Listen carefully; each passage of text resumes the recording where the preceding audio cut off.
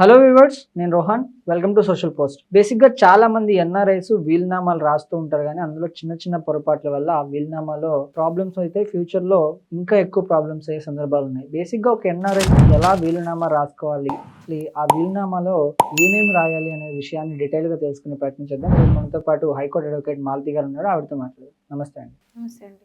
So బేసిక్గా ఒక NRI వీలునామా ఎలా రాసుకోవాలండి?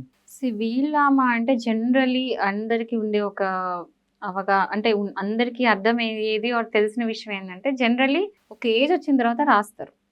అంటే అట్లీస్ట్ 55 అట్లా దాటిన తర్వాతనే, అంటే కొంచెం ఓల్డ్ ఏజ్కి వచ్చిన తర్వాత, సీనియర్ సిటిజన్స్ అయిన తర్వాతనే వీలునామా రాస్తుంటారు. కొంతమంది ఏంటంటే ఎవరికైతే నాలెడ్జ్ ఉంటుందో వాళ్ళు కొంచెం ఎర్లీ ఏజ్లోనే రాసుకొని పెట్టుకుంటారు. ఎందుకంటే ఈ రోజుల్లో ఎప్పుడు ఏమవుతుందో తెలియదు కాబట్టి మన ప్రాపర్టీస్కి ఇష్యూ కాకూడదు. లేకపోతే 2 brothers ఉన్నారు, సో ఇంకా జాయింటే ఉన్నారు. సో అందులో ఒక అన్ననో లేకపోతే తమ్ముడో ప్రాపర్టీ కొని పెట్టుకున్నారు. సో ఇంకా అందరు కలిసి ఉన్నప్పుడు ఆ ప్రాపర్టీ అంతా కూడా పూల్ అయినట్టు. ఆయన పేరు మీద కాకుండా వాళ్ళ ఫాదర్ పేరు మీద కొనడం అలాంటి కొన్ని చేస్తూ ఉంటారు. సో వాళ్ళకి సంబంధించిన ప్రాపర్టీస్ అన్ని పూల్ అయిపోతాయి. లేకపోతే ఇద్దరు కలిసి డబ్బులు పెడతారు, డబ్బులు పెట్టి ఇద్దరు కలిసి ప్రాపర్టీ కొంటారు. వీళ్ళు ఎవరు డబ్బులు ఇచ్చిన తెలియదు. సో ఇలాంటి టైంలో ఏంటంటే వాళ్ళ పిల్లలకు సంబంధించినంతా కూడా సెక్యూర్ చేసుకోవాలనుకుంటారు. అంటే రేపు పొద్దున అతను చనిపోయిన తర్వాత ఆ ప్రాపర్టీ కరెక్ట్గా ఎవరికి వెళ్ళాలి అనేది క్లియర్గా రాసుకోవాలి అని డిసైడ్ అవుతారు. సో ఎర్లీ స్టేజ్లో కూడా కొంతమంది ఎర్లీ ఏజెస్లో కూడా చేసుకుంటారు. అంటే ఎవరి రిక్వైర్మెంట్ బట్టి వాళ్ళు రాసుకుంటూ ఉంటారు. బట్ నా సలహా ఏంటంటే ఒకసారి if you feel that you have good properties, మంచి ప్రాపర్టీస్ ఉంటే మాత్రం యూ బెటర్ రైట్ అ వీల్నామా. ఒక వీల్ రాస్తేనే బెటర్. ఎందుకంటే there should be no confusion after that.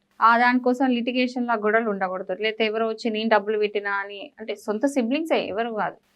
So అలాంటి విషయంలో ఏంటంటే ప్రాబ్లం కాకుండా రాసుకోవాలి క్లియర్గా. ఎందుకంటే ఇట్లాంటి సిమిలర్ కేసుని చూసి ఒక వైఫ్ సఫర్ అవుతుంటే నేను చూసా, బికాస్ వీలునామా లేక. సో అలాంటి ఇష్యూస్ కాకుండా ఎర్లీ స్టేజ్లో చేసుకోండి. అండ్ మిస్టేక్స్ ఏం చేయొద్దు అంటే మాత్రం ఏంటంటే, ఇప్పుడు జనరలీ ప్రాపర్టీస్ అన్ని కూడా వీలునామా ఎప్పుడు రాయొచ్చు, ఓన్లీ సెల్ఫ్ అక్వైర్డ్ ప్రాపర్టీ అయితేనే. అండ్ ఇంకోటి ఏంటంటే వాళ్ళ ఫాదర్ నుంచి కొడుకు వచ్చిన ప్రాపర్టీ కూడా కొడుకు అవుతుంది. సో ఆ ప్రాపర్టీ ఎవరికి రావాలి అనేది కూడా వీళ్ళు రాయాలి. జనరల్ ఏంటంటే వైఫ్కి పిల్లలకి పోతుంది, వాళ్ళకే రాస్తారు కదా ఎవరికైనా.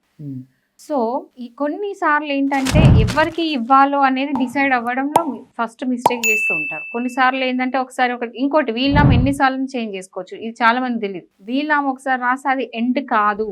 వీలునామా చనిపోయే ముందు ఎన్నిసార్లు మార్చుకోవచ్చు. సో లాస్ట్ వీలునామా ఏదైతే ఉంటుందో దానికి వ్యాలిడిటీ ఉంటుంది. ముందు వీలునామాలు అన్ని కూడా నల్ అయిపోతాయి, ఈ వీలునామా మాత్రం ఎగ్జిస్ట్ అవుతుంది. సో మిస్టేక్స్ ఏం చేయొద్దు అంటే మాత్రం టెక్నికల్లీ చూద్దాం. అన్ని డీటెయిల్స్ పెట్టాలి. ప్రాపర్టీస్ ఏది కూడా మర్చిపోకుండా ఏదైతే ప్రాపర్టీస్ ఉన్నాయో అవన్నీ కూడా ప్రతి ఒక్కటి బిల్లో క్లియర్గా మెన్షన్ చేయాలి. అడ్రస్లు, దానికి సంబంధించిన జిరాక్స్ డాక్యుమెంట్స్ అన్నీ కూడా దానికి అటాచ్ చేసి పెట్టాలి. అండ్ వీలునామా చేసిన తర్వాత కొన్నిసార్లు చెప్తే బెటరా చెప్పకపోతే బెటరా మిగతా వాళ్ళకి అనేది మీ పర్సనల్ సిచ్యువేషన్ బట్టి డిపెండ్ అయి ఉంటుంది. సో కొన్నిసార్లు ఏంటంటే ఎవరు తెలియదు అని చెప్పేసి మోస్ట్లీ అండి చాలా మంది వీలునామా చేసినట్టు చెప్పరు, దాబెట్టేస్తారు, తర్వాత తెలుస్తుంది అని. కొన్నిసార్లు ఏంటంటే అవసరం ఉన్నప్పుడు చెప్తారు. So most of the time చెప్పరు. సో ఈ వీలునామా భద్రంగా సేవ్ చేసి పెట్టుకోండి. అండ్ ఎవరినైతే మీరు విట్నెస్లు చూస్ చేసుకుంటున్నారో ఆ విట్నెస్లు రేపు పొద్దున ఏమైనా లిటిగేషన్ అయితే వాళ్ళు వచ్చి కోర్టులో సాక్ష్యం చెప్పే అలాంటి వాళ్ళని సెలెక్ట్ చేసుకోవాలి. విట్నెస్లు ఎప్పుడు కూడా అట్లా, ఎందుకంటే రేపు పొద్దున ఏమైనా లిటిగేషన్ అయింది అనుకోండి, వాళ్ళు విట్నెస్లు వచ్చి మేము కనీసం సాక్ష్యం కూడా చెప్పన్నప్పుడు వీలునామా మళ్ళీ ప్రాబ్లం అవుతుంది. సో అలాంటి వాళ్ళని చూస్ చేసి వీలునామా పెట్టుకోండి. అండ్ యూజువల్గా మీరు ఎవరైతే అడ్వకేట్ చేయించుకుంటున్నారో ఆ అడ్వకేట్ని ఫర్దర్ కూడా మీకు హెల్ప్ చేసేటట్టు, సపోర్ట్ చేసుకునేటట్టు ఫస్ట్ మాట్లాడేసి పెట్టుకోండి. సో ఇలాంటి అన్ని జాగ్రత్తలు తీసుకుంటే వీలునామా చేసినా మీకు సెక్యూర్డ్గా చేసుకోవాలి, ఊరికే కాదు.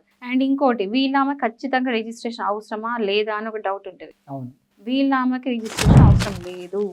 జస్ట్ ఉట్టిగా వీలునామా రాసుకొని సంతకం పెట్టుకొని ఇద్దరు విట్నెస్ సంతకం పెడితే ఆ వీలునామా 100% వ్యాలిడేట్ చేస్తారు.